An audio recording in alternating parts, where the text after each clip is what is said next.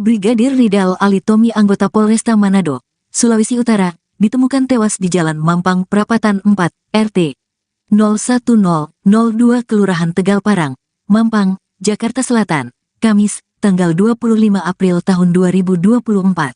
Polisi yang akrab disapa Ali ini diduga tewas dengan luka tembak di bagian kepala. Di lokasi tempat kejadian ditemukan sepucuk senjata yang diduga milik dari korban. Jenis senjata diketahui adalah merek HS9, nomor H258799, kaliber 9,9 mm, berlaku tanggal 1 Juli tahun 2023 SD tanggal 2 Juli tahun 2024 yang ditandatangani Kapolresta Manado Kombes Pol Julianto Sirait. Senjata organik itu ditemukan di kolong kursi supir, tepatnya di kaki kanan almarhum. Lantas menjadi sorotan publik saat ini, bisakah anggota polisi membawa senjata saat sementara cuti bekerja seperti yang dialami Brigadir Ridal Ali Tommy? Kasih Humas Polresta Manado Ibda Agus Haryono mengatakan pada saat cuti almarhum semestinya tidak membawa senjata api.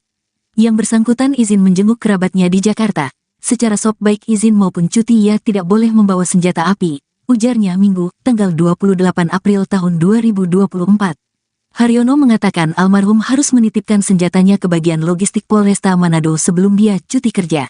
Jadi ini kelalaian yang bersangkutan, karena tidak sempat dititipkan, jelasnya.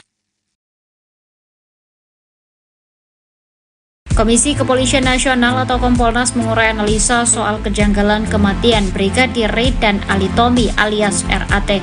Brigadir RAT ditemukan tewas di sebuah rumah mewah di kawasan Mampang Perapatan, Jakarta Selatan pada Kamis 25 April 2024. Komisioner Kompolnas Albertus Wahyu Rudanto mengurai 3 hal tak wajar dari kematian korban.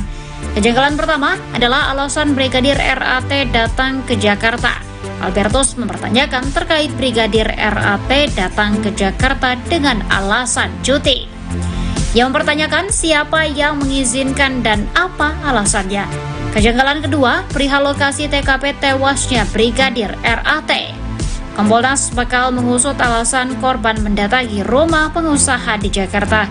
Keanehan terakhir adalah perihal alasannya mengakhiri hidup. Albertus mengatakan korban sejatinya masih muda. Pihaknya saat ini tengah menyelidiki motif sebenarnya terkait kematian korban.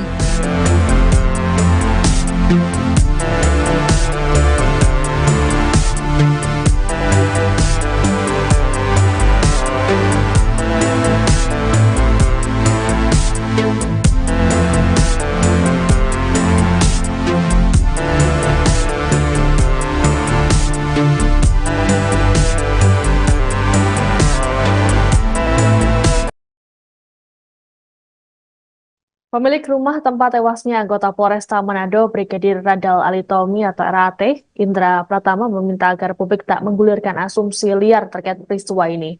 Tetapi pada Sabtu 27 April, Indra berharap agar tidak ada asumsi liar yang bisa mengganggu keluarga yang berduka.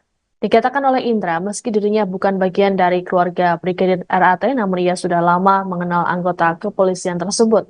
Pasalnya, RAT kerap singgah ke rumahnya di kawasan Mampang Perapatan, Jakarta Selatan. Hal serupa juga disampaikan oleh istri Indra yang mengaku ikut terpukul atas kejadian ini. Ia mengatakan saat kejadian anaknya yang masih di bawah umur juga berada di lokasi kejadian.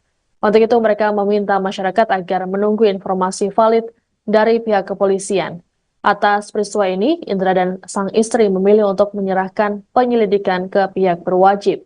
Adapun sebelumnya, Indra membantah menjadikan Brigadir RAT sebagai pengawalnya. Indra menyebut hanya sekedar kenal dengan RAT. Untuk diketahui aksi bunuh diri ini dilakukan oleh Brigadir RAT di dalam mobil Alphard yang terparkir di kediaman Indra pada Kamis 25 April sore. Peluru yang berasal dari senjata api jenis HS dengan kaliber 9 mm itu pun membuat bagian atas mobil berlubang. Detik-detik peristiwa ini juga terekam dalam kamera CCTV yang ada di lokasi kejadian.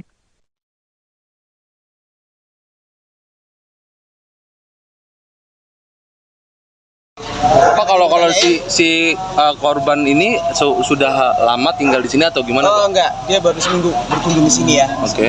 Seminggu, betul. Dia tujuannya ke sini untuk silaturahmi. Ya, tidak lebih dan tidak kurang. Ya. Silaturahmi dalam punya kerabat atau Dia Hubungan datang ke sini darah dalam Bapak. bentuk silaturahmi aja ya. Kerja dengan buat Bapak ngawal atau gimana? Tidak ada. Ya, jangan membuat opini sendiri ya. Dan saya juga minta ke rekan-rekan media tolong ya, sekali lagi saya minta tolong untuk tidak membuat berita hoax. Antara lain tadi saya juga melihat katanya ada 15 CCTV yang mati. CCTV itu tidak ada yang mati.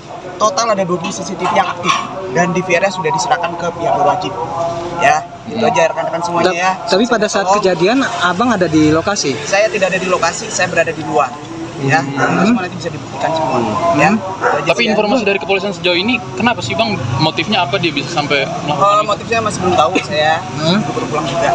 Ya. Bang, tapi kan dia kata abang udah seminggu berada di sini. Ini menginap berarti di dalam dia? Ya kadang dia juga keluar masuk seperti itu. Itu pas kejadian lagi ada acara bang, soalnya rame banget, cukup banyak mobil parkir. Tidak ada. Ya. Kalau hubungan Abang dengan korban sendiri itu apa kerabat Tidak atau? Tidak ada. Oh, nggak ada. Jadi dia datang ke sini silaturahmi ya saya welcome aja. Artinya teman bukan saja ya? pengawalan, pengawalan gitu. Tidak ada tugas Tidak dari ada. pihak kepolisian Tidak juga. ada. Tapi memang kenal? Memang kenal Memang sama saya Bang? kenal. Hah? Ya, tapi tidak ada penugasan apapun. Bang, Ya. yang bersangkutan kan tugas di Manado. Kenalnya di mana Bang? Ya. Yang bersangkutan kan tugas di Manado Ya. sebagai Satlantas. Pada saat saya datang ke Manado, Hah? ya urusan pekerjaan itu aja sih ya. Tahun berapa itu Bang kenalnya? Saya lupa tahu Hah? dia itu aja.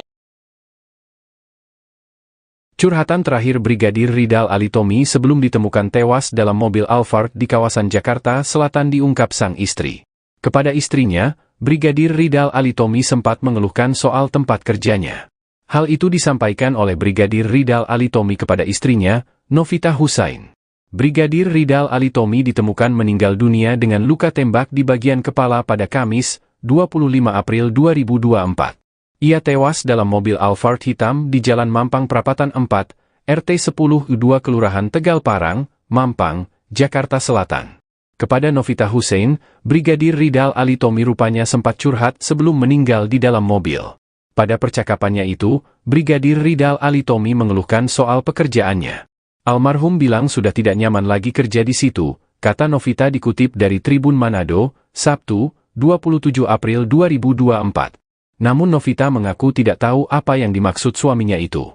Diungkap Novita, suaminya ke Jakarta untuk menjadi ajudan. Menurut Novita, bos dari suaminya itu adalah seorang polwan.